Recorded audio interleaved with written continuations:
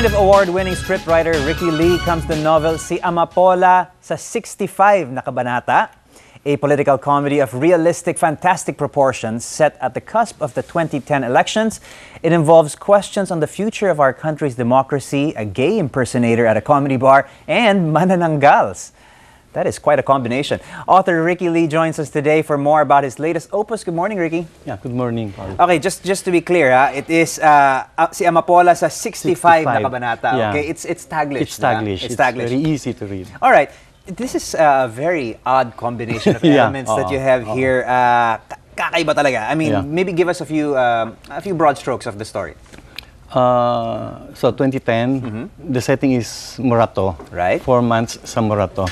And then you have this gay impersonator with an attitude na naging Don't they manananggal. always? Well, most of them, but hindi lahat. And then naging manananggal. And then he was prophesied to be the itinakda na magliligtas sa Pilipinas para matanggap na rin ang mga aswang. Okay. This is obviously a Comedy. A comedy. Yeah. It's got all kinds of different elements that you have Yeah. here. But in the end, it's I mean, there's obviously a lot of social commentary here. Yeah. What is the message that In the end, you're it's tackling about here? loving one's country. Manananggal ka man, gay ka man, impersonator ka man, babae ka man, lalaki ka man. In the end, it's... Kasi mahirap kay Amapola na mahalin yung bansa. Sabi nga niya, para siyang hindi mo naman mayakap. Di ba? It's so abstract. So, paano mo mamahalin? Okay. So, nung itinakda siyang magligtas, ba't ko ililigtas yung mga taong ito? Ayaw naman iligtas ang sarili. Walang ginawa kundi magmoling ng libre para maka-aircon, pumila, and so on and so forth. So, ayaw kong magligtas sa kanila. Okay. But obviously in the end, there's the character goes through some changes and and such. Yeah. The setting of the elections, was this an important part of the story? Yeah, kasi yung pinagmulan ng prophecy, yung lola sa tuhod niya, a manananggal during the Spanish period who was in love with Andres Bonifacio. Okay. And who failed to save Andres Bonifacio in Maragondon. Namatay si Bonifacio noong May 10. So, bumalik siya ngayon bago mag-election, May 10 uli. Okay. Para tulungan ng kanyang apo sa tuhod na finally mailigtas ang Pilipinas. At Okay, you said this was a very fun book to write. Yes, Ang daming mga elemento. I mean, you've got history, you've Folklore, got folklore, history. and such. Oo. Tell me about the process. How do you even come up with elements like this to Actually, put matagal na together? akong fascinated sa mga aswang. Hindi ko magawa-gawa sa pelikula. So, sa nobela, at least kaya kong gawin yung material na gusto ko. Usually, gusto ko kasi yung susulatin ko, yung voice ng readers, yung voice ng Pilipino around. So, it's Taglish, it's how we think. Right. And it's how we talk as Filipinos. So, I go through focus groups, brainstorming sessions with friends, all walks of life.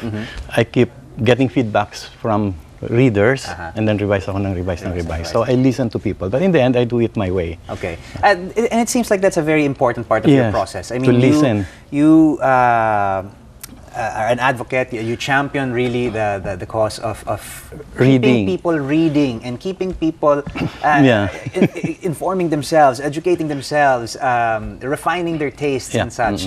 You in fact have run endless writing workshops, and I know we have you to thank for much of the progress that we make in terms of writing here. Why do you think why is that so important to you?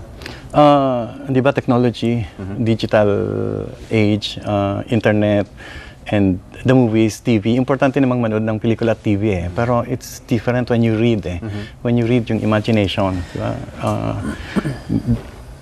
You create that world of fiction inside your mind. You create the characters. Unlike sa pelikula, pag panood mo, ay si John Lloyd na yun, or si Angel. Locke, hindi mo na kinikreate eh. But when you read the book, you create everything. Okay. So yung reader ng libro, na-exercise niya ang imagination niya. Now own niya yung buong story. So it's quite a different thing that you go through as a reader. Okay, and it's very important. It's a different thing, but you're not saying necessarily one better than the other. Just very different we should disciplines. go through all these various experiences. So otherwise, masyadong na-spoon feed eh, di ba? So importante lahat puntahan. Like yung isang nakabasa ng nobela kong Para Kay B, the first novel, si Judy Ann Santos, after nabasa, sinabi niya na maganda tong gawing pelikula, pero on the other hand, baka huwag na lang kasi pag binasa mo yung nobela, iba yung na-imagine mo, iba yung mga detalye. Baka sa pelikula mawala kasi ibang medium yung pelikula. Right. That's true. Okay. How different is it to work on something like this? I mean, kilalang kilala ka of course for you know, your works like Himala, Jose Rizal Anak, and such you know, award-winning works and such. This is a very different genre, different discipline. Is it nice to step out of where you've been sort of pigeonholed as a scriptwriter and a scriptwriter of medyo mabigat na material? You know? Mostly drama. With great, or something like Jose Rizal, na may gravitas talaga. Something like this, which is not to say it's frivolous, but certainly lighter, diba? Yeah, it's fun to have fun. Writing it and getting people to read my works na natatawa sila. Pelikula laging drama, laging seryoso yung nabibigay sa aking material. But this time, nakakatawa siya. But it's more difficult to write novels than to write scripts. Right. I've written 150 plus produced scripts. Dalawang nobela pa lang, but I can say na mas mahirap gumawa ng nobela. Why is that? Pelikula kasi pag sinabi kong si Judy Ann Santos o si Bea, naglakad siya pumasok ng kwarto. Ganun lang yung susulat ko eh. Pero pag sinulat ka sa nobela, I have to describe paano siya lumakad, ano yung the gait, the timbre ng boses, and everything, it has to be exact. So, in the end, I create everything. Sa pelikula, I don't. I just write the script, which is a guide. Bahala na yung artista, yung production designer to create the rest. Well, movie making, the script is obviously the first step, and it tends to be very collaborative, and the results are very different also. Is it nice to have a little more control in terms of eto yung ilalaman talaga ng story ko. I'm going to be selfish this time. Lalahatin ko to. I want to be in full control. Full control. Kumbaga, but I listen. Right. Kumbaga makikinig ako ngayon, pero bukas ako na. Kukunin ko to, ito hindi ko kukunin. Every single word, every single punctuation mark, in the end, akin yan. Right. Kontrolado ko yan. Sa pelikula, hindi. Di ba, may sinulat ka din suddenly, you see it going left when you wanted it to go right. Yes. Oo, or namamanggol na ng artista. I'm sorry, ang dami kong nakakatabang mahuhusay, pero meron ding mga hindi mahuhusay. And in the end, you get so frustrated. Or in the end also, like you said, much like the experience with Para Kay B, you know, when you think ahead, parang, this is the way I imagined it as a reader, and if I don't quite see what I'm imagining, then maybe parang it's not quite what I wanted to see. Then the maybe as a writer, it may be the same way. You envision it to be a certain way, and it's executed in a different way.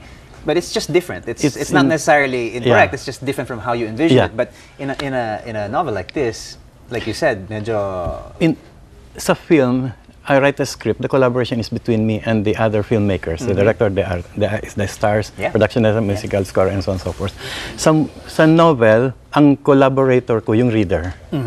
So I envision my own vision, and then binabasa ng reader, gumagawa siya ng sarili niyang vision, kami yung nagko-collaborate. Okay. So kaya the relationship is more intimate than my relationship with the viewers of my films. Right. You say you've written endless scripts. 150, 160. 160. That's quite a few. In 25 years. And just two. Two. Just two novels. Do you see yourself doing more? Mas gusto mo bang magsulat ng mga nobela ngayon, or how do you see your writing? Where do you see your writing going? Magsusulat pa rin ako ng fiction, ng nobela, but I'll go back to movie writing also. Tumigil ako ng mga 5 years dahil nag-focus ako sa fiction writing, but I'll go back to writing screenplays. But I will not stop writing novels even if mas matagal. Pelikula madali eh. Like I did Sabel for Judy Ann Santos. That took me only 4 hours to finish the script. Hindi naman madali. You're just gifted. Mas madali.